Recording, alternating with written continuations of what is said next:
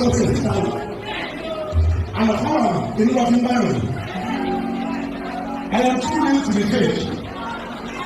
Kò sí láti lè jọ́ rẹ̀ lọ. Ó bá tún àsìkò tó yẹ ká fún ara ní ìgbàsó ìjà fún ara. Sọ́ọ̀tì náà lè wúye.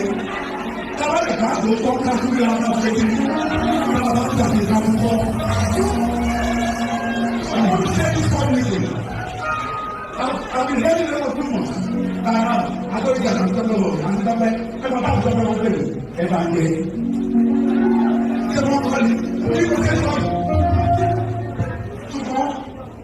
Sanita is a good one. Get it out of the basket. So, listen, go back and you will see the local. Go join the door. Go back to the level. Go back to your local. Post your local. Hold it here. You want to join the door.